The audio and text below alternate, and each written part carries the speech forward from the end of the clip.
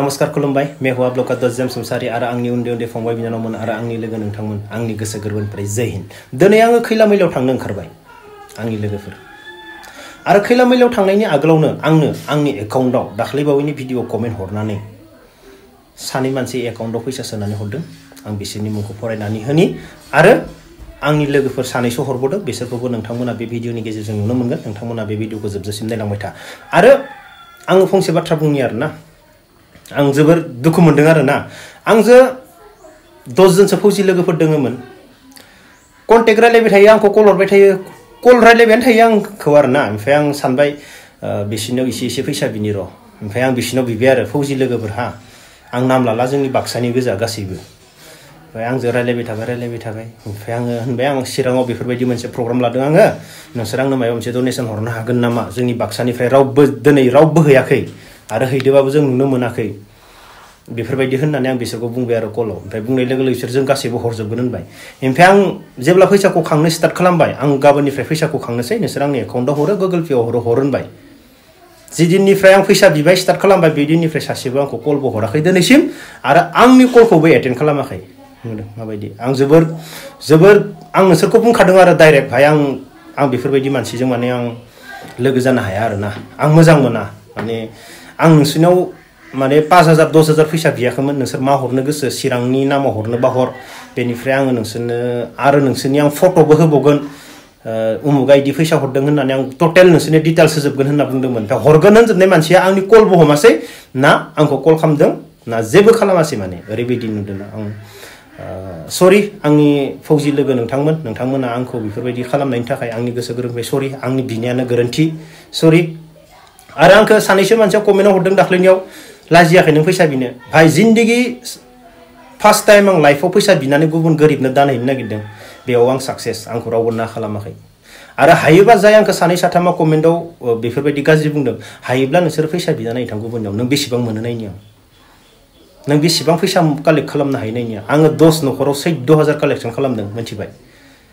ओमफ्राय आंनाव आंनि बागानपारानि सानै लोगो 1000 हरदों आरो जप्पादंनि सासे गथ' 500 हरबावदों आरो एकाउन्टआव फैबावदों सानैनि टटेल आंनियाव दा 17500 आं डिटेल्स होबाय 17500 आंनाव कालेक्सन जादों आरो आं मा होयो बेखौथ' आं देखायथ'वाखै बेखौ आं बेयाव मोनहैग्रोथोसै अब्ला आं दा नोंथांमोननि सेराव आंनो जाय हरदोंमोन बेंगालुरुनिफ्राय बेनि नामखौ बुंना होनसै आङो वाइफनि नामा खुसि बसुमतारी वाइफआ बबेनि गरेस्वरनि बेंगालुराव थायो ओमफ्राय हाजबेन्डनि नामा बेखावगिरि बसुमतारी बिथाङा जाहैबाय बबेनि भिलेजआ दबदपि रांगापारा बिथाङा रांगापारानि सनितपुरनि बेनिफ्राय हिन्जावा जोंनि बाक्सा गरेस्वरनि अके बेनिफ्राय बिसोरो मा मावो I am working at Lawrence high school माने आइसिटि आव मावो आरो बिसोरना बेंगालुराव आइसिटि आव बिसोरो स्कुलाव खामानि मावो हा बेनिफ्राय बिथाङा 1000 आंनो एकाउन्टआव सोना हरदों थेंक इउ खुसि बसुमतारी आरो बेखेवगिरि बसुमतारी बहुत धन्यबाद बेंगालुरुनिफ्राय बेफोरबायदि आंनो फैसा सोना हरदों आरो सासेया जाहैबाय आंनि इण्डियान आर्मि लोगो जोंनि बाक्सानि सेसापानिनि जों सानैजों सानसेनो भर्ति जादोंमोन भिस्क' बसुमतारी बिथाङा सेसापानिनि बिथाङा आंनो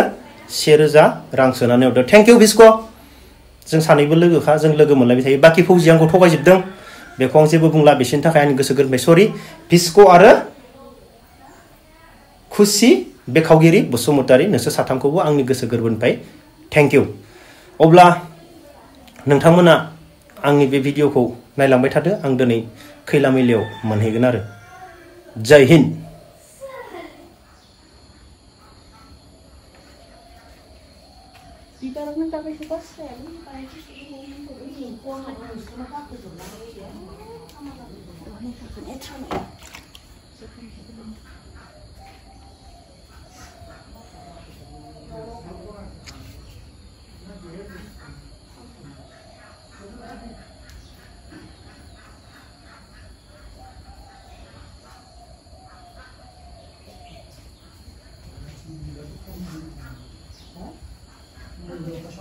साननैल' हा साननैल' आं मोनफैबानो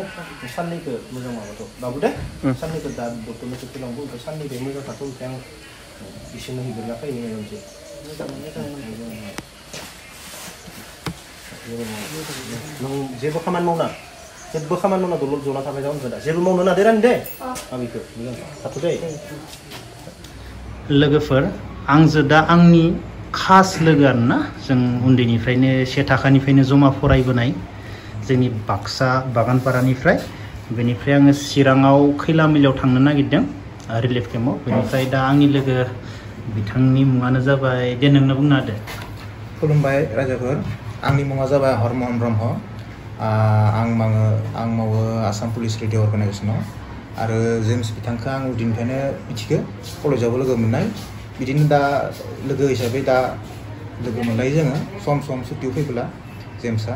आरो बेबायदिनो दा जेम्सआ मोनसे हेल्प होनायदो चिरांमोन ना चिरां खैलामैलायाव बिदिनो दा सानदो आरो जोंबो एसे जेम्सखौ हेल्प होनो हायो नामा बिदि हिसाबै जों बेखायनो दिनै लोगो जानानै बिदि माबा थांखि लाना जितु लानो नागिरदो जेम्सआ बेनिखायनो एसे हेल्प होनो नागिरदो आरो जोंबो थेंक इउ आरो बे आंनि जों जमा फरायनाय 1 थाखानिफ्रायनो दे नामखौ बुंना हो आंनि मुङा महेन्द्र बर' आं बागानपारायाव बर्तमान दिया कम्पिउटारखौ सोलायगासिनो दोङो प्रकाश माने जों सिगां प्रकाश होनबासो मिथि नामा प्रकाश नालाय स्कुलावमोन दा जेम्स जाहैबाय बिथांखौ एसे हेल्प होनो नाजादो बेखिनियानो आरो जेबो नङा जोंनि आंनि खास लोगोखा बिसोर आंखौ जेबो बुंनो हाया 10,000 के बिबाबो दा बिथांमोनाबो गोबां प्रब्लेमाव दङ न'खरनि फेमिलि जा हरो आं बेखौनो लागोन नङा होमबा बेबो साननांगौ नङा ना जों हेल्प खालामनांगोन गासैखौबो नंना नङा अब्ला आङो नोंसोर जा हरो बेखौनो लागोन नोंसोर इयाव हो आंनो जि हरो बास बेखिनिखौनो होनाय जाबाय जोङो बारा एसां ओरैबो जोङो होनो हाथ'नो हाया मिथिगौ जोंना दाना मानासो सलि नंना नङा थेंक इउ गाज्रि मोनना भाइ आंबो आंनि मुङा बिपुल गयारि आं जपा दिङापुरनिफ्राय फैदों दाना आङो दा जेरैबायदि खैलामैला आन्थिकामोन ना दा बेयो दा दैबानाजों जेनेबा गोबां आंनि फंबाय बिनानावमोन जोबोर दुखुनांथाव जाथाय जाना दं बेयाव जोंहा आदा जेम्सआ गाबोन थांनो होननानै बुंनायखाय आङो थारमाने एसे बाहाय अनसुंथाइ हरनो होननानै फैनाय जादों आदा जेम्सखौ लोगो हमफैनाय जादों दे आं बेखिनिखौनो बुंनानै दोनथ'नाय जाबाय नङा होमबा दा दे जेनेबा बरिया फंबाय थेंक इउ फंबाय मानो होनोब्ला बे फंबाया आंनि खमसे खम 25 किल'मिटार गोजाननि 25 किल'मिटार गोजाननिफ्राय आंखौ नागिरना फैदो आरो फंबाया ना आं माबा मोनसे माने 500 थाखा बेसेबां हरगोन 500 थाखा बरिया थेंक इउ फंबाय माने आंखौ नागिरलायना फैदो आरो फंबाया ना जोबोर थेंक इउ फंबाय मानो होनबा जों बेफोरबायदिनो मावनांगोन नङा होमबा बर'नि थाखाय बर' हारिनि थाखाय नङा होमबा थेंक इउ गोजोन्थों